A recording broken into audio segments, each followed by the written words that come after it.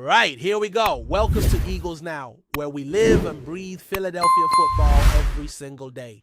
Today's episode is packed with insights, analysis, and a few surprises that every die-hard Birds fan will want to hear.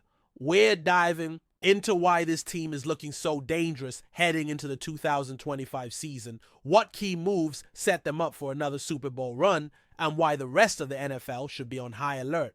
But first, let's get into something a little personal. I want to hear from you. Who's your favorite player currently wearing midnight green? And don't go with the easy answer from the past. I'm not talking Brian Dawkins. I'm not talking Randall Cunningham or even Nick Foles. I'm talking right now today.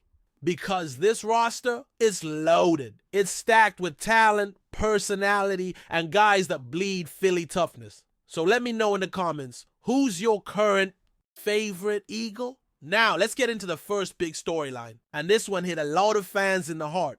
The departure of Darius Slay.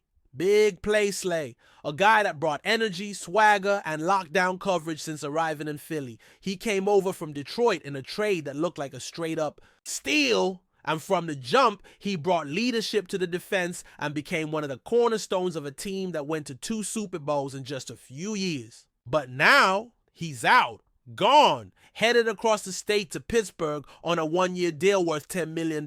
And honestly, it left a lot of people scratching their heads. I mean, why would the Eagles let a veteran like that walk away, especially after a bounce-back season? Here's the thing, Slay didn't have the best year in 2023. That knee injury slowed him down and he ended up getting surgery late in the year. But in 2024, he looked a lot more like himself. He wasn't playing at the elite all-pro level we saw a couple years ago, but he was reliable. He was physical. And when the lights got bright in the playoffs, he stepped up again. His Pro Football Focus grades tell a pretty clear story. Regular season grade 67.6. Coverage grade 68.9. Solid numbers. Not elite, but definitely dependable. Then in the playoffs, that switch flipped. 77.1 overall. Nearly 79 in coverage. That's legit. He had 12 pass breakups in the regular season. 4th most among corners in the league. That's not nothing. That's a guy who's still making plays on the football. But the real reason the Eagles let him go may not have anything to do with what he's done, but more about what's coming. Word is, and this is straight from a longtime NFL insider who used to be deep on the Eagles beat, that Slay's knee is still a concern. We're talking long-term durability, the kind of thing that can drop off in a flash. We've seen it before, even on this roster. James Bradbury is the perfect example.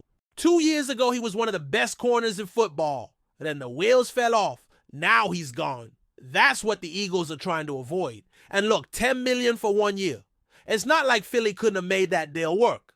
They absolutely could have. So if they didn't, that tells you something. It means they made a choice, a decision to go younger, faster, cheaper, and hopefully more durable. So now the focus shifts to the new wave.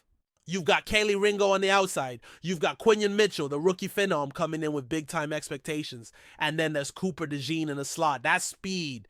That's youth. That's upside. And honestly, that's exciting. Sure, losing a vet like Slay hurts, especially in the locker room. But Philly is betting on the future. They're betting on their scouts, their coaching, their player development. And if these young guys hit, this secondary could be nasty. Moving on to another huge storyline. And this one should get every Eagles fan fired up. Jalen Carter, defensive tackle. Absolute monster. He was just ranked as the 3rd best interior defensive lineman in this entire NFL heading into this season. 3rd. That's behind only Chris Jones and Dexter Lawrence. That's elite company. And the craziest part? He's only going into his 2nd full season. That's how dominant this guy has been. Last year, Carter was an honorable mention. People knew the talent was there, the potential, but this year, he's officially in that top-tier conversation. And let me tell you, if you've watched this dude play, none of this should surprise you.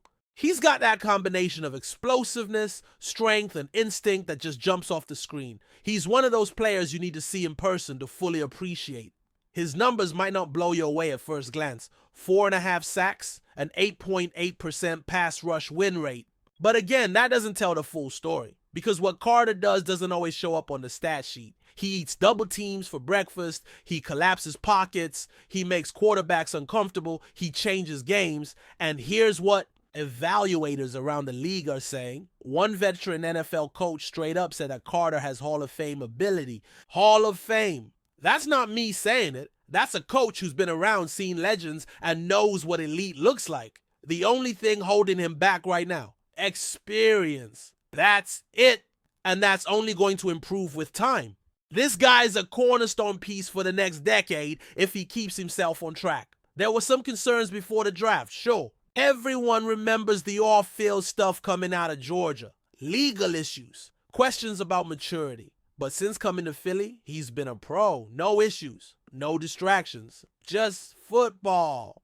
Last season, he played nearly 800 snaps. 6 batted passes, second most among all interior linemen. 36 quarterback hurries, 12 QB hits, 53 pressures. You name it, he did it. And he did it all while learning the ropes of the NFL. The sky isn't even the limit for this dude. It's just a starting point. And if you're building a defense to win in January, to win in the trenches, to win the damn Super Bowl, Carter is one of the first names you want on that roster. He's got that Fletcher Cox presence, that ability to take over a game from the inside, and he's just getting started. Now let's shift to the offensive side of the ball, because ESPN dropped a piece that should have every Eagles fan pounding their chest. According to Bill Barnwell, the Eagles have the #1 skill position group in the entire league. That's right. #1, ahead of the Lions, ahead of the Bengals, ahead of the Niners and Rams. Philly is at the top.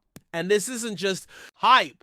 This is based on numbers, production, and pure talent across the board. Let's break it down. The biggest reason for the jump, Saquon Barkley. That's right. The addition of Barkley changed everything. He stayed healthy.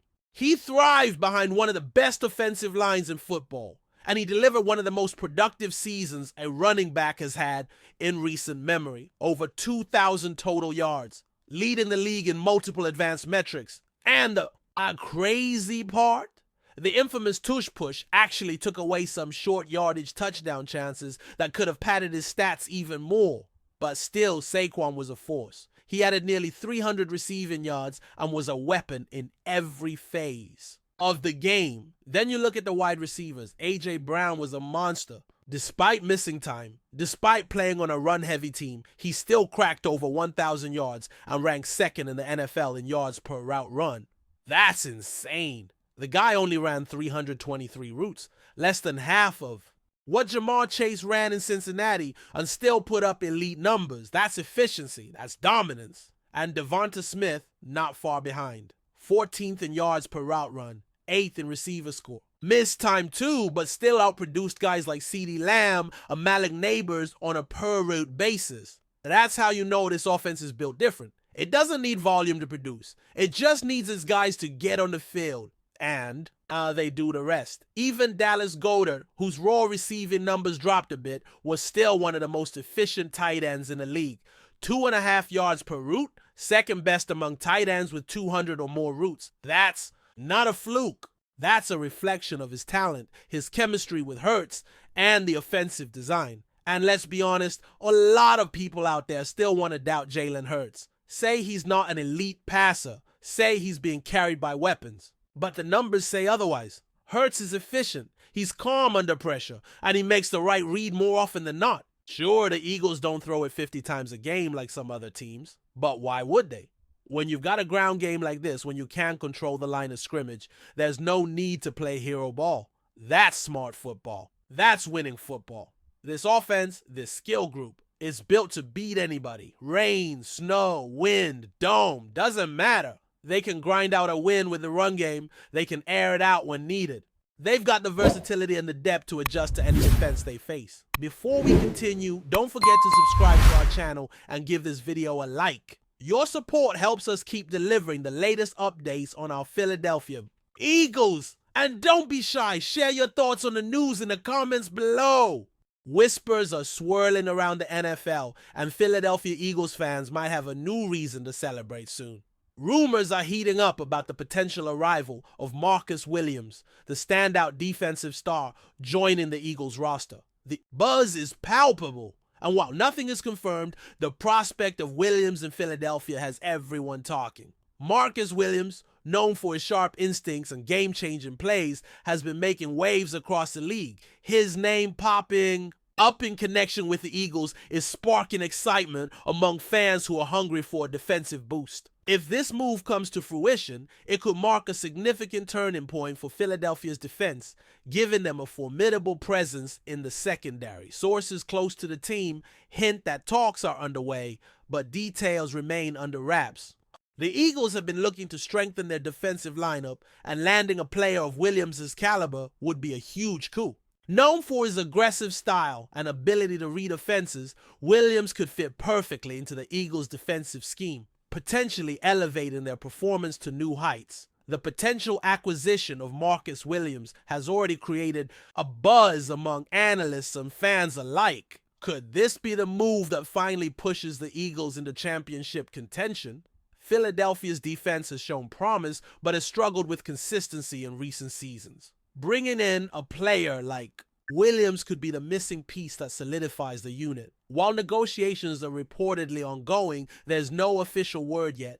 But the mere possibility has ignited excitement within the Eagles community. Social media is buzzing, fan forums are lighting up, and every new update is dissected with eager anticipation. The prospect of Williams donning the Eagles green and white adds a thrilling layer to the off-season chatter. Of course, as with all rumors, nothing is set in stone. The NFL offseason is a hotbed of speculation, and fans are used to following every hint and whisper. Still, the idea of Marcus Williams becoming an Eagle is an enticing one. If it happens, Philadelphia could see a defensive renaissance next season, with Williams at the heart of it. For now, Eagles fans wait and watch, hoping that this exciting rumor turns into reality.